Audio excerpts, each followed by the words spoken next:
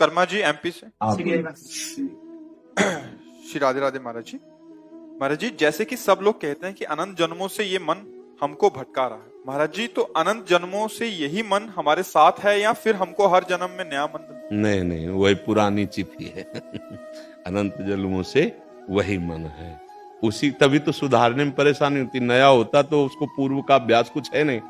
देखो, जब बालक पैदा होता है तो उसको दूध पीने की कला कहीं सिखाई नहीं गई है। माँ जब अपने वक्षा स्थल में उसका मुख वो पीना शुरू कर देता है या बोतल से इसका मतलब पुराना गुरु है, उसको अभ्यास है।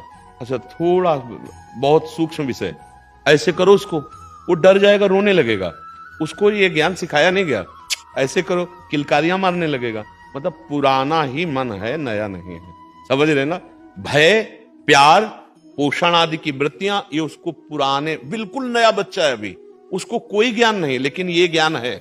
इसका मतलब पूरा। और जैसे जैसे अवस्था शरीर की बढ़ती जाती है, वैसे वैसे उसके अंदर जो विकारी स्वभाव रहा या निर्विकारी रहा, जैसा रहा वैसा प्रकट होना। जैसे भरत जी का भजन में मन लगा पर चूक हो गई ममता हिरन से, तो अगला जन्म हिरन का, तो हिरन वाला स्वभाव नहीं रहा, भजन का ही स्वभाव रहा। आप देखो भागवत में, गंडकी नदी में शरीर को खड़ा करके हरी घास भी नहीं खाते थे कि अब आसक्ति न हो जाए।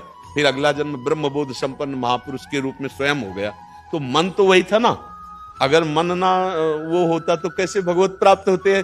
अगला जन्म जो हुआ वो जन्म से ही ब्रह्मबोध संपन्न महापुरुष हुए, ना कि उनको कोई साधन करना पड़ा जर भरत जी के रूप में।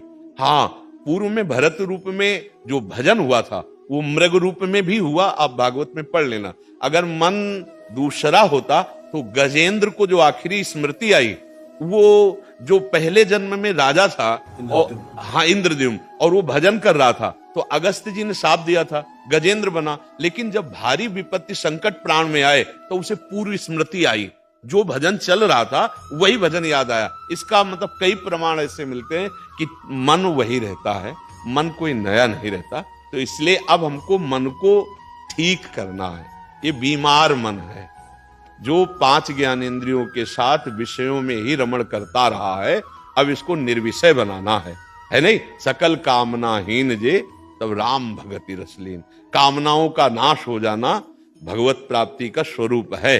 अब इसके लिए भजन करना, भजन जितना करोगे, सत्संग सुनोगे, उतना ही मन निर्मल होता चला जाएगा।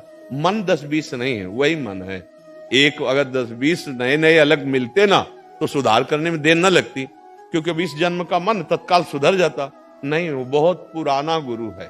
जैसे जैसे शरीर बढ़ता है वैसे वैसे उसका कार्य विकास को प्राप्त होने लगता है। मलिन हुआ तो मलिन आचरण शुरू। देखो छोटे छोटे बच्चों में कोई दयावान हो, क्या सब बच्चों का ये स्वभाव है? क्या ना, बहुत क्रूर स्वभाव भी होता है, बहुत ही संसारिकता होती है। तो क्या हुआ? शरीर तो नया मिला है, लेकिन वो जो मन है वो बहुत पुराना है। जैसे 5 वर्ष के बालक भ्रू को भगवत प्राप्ति हुई तो एक जन्म की थोड़ी बात थी। हाँ, वो जन्म जन्मांतर से भजन करते चले आ रहे थे। तो मन वही रहता है। चाहो तो आप बहुत कम समय में भगवत प्राप्ति कर सकते हो, और चाहो तो जन्म जन्म भी लग सकते हैं। अगर विषय सेवन करते हुए आप नाम जप आदि ऐसे साध, ये थोड़ा लंबा समय है। अगर आप ब्रेक लगा दो भगवत बल से और निर्विषय चित्त को करते हुए भजन में चलो, बहुत कम समय में भगवत प्राप्ति हो जाएगी। जब तक इंद्रियां विषयों का स्वाद लेती रहेंगी तब तक भगवदानंद का अनुभव नहीं होने वाला, पक्की बात है। ये तो ये भजन के बल से ही होता। मन तो बच्चा वही रहता, मन नहीं बदलता है। स्थूल शरीर छूटता है, सूक्ष्म शरीर और स्वभाव कारण शरीर ये साथ ही जाता है। जहां भी जाना होगा साथ ही और अगर ये छूट गया तब तो मुक्त हो गया ना। फिर तो ब्रह्म स्वरूप ब्रह्मविद ब्रह्म ही भवत। फिर तो जन्म मरण का चक्र ही छूट गया, और उसी को छुटाने के लिए हमें अवसर मिला है। नाम जप करो। मोक्ष किसका होता है? मन का होता है कि अविद्या ज्ञान का, भ्रम का? आत्मस्वरूप का कभी मोक्ष नहीं होता, क्योंकि वो बंधा ही नहीं था। जड़ चेतन ग्रंथि पड़ गई यद्यपि मृषा छूटति कठिनाई। अविद्या का नाश होना ही मोक्ष कहा जाता है। नहीं तो आत्मस्वरूप में जब कभी बंधन नहीं हुआ तो उसका मोक्ष क्या होना है?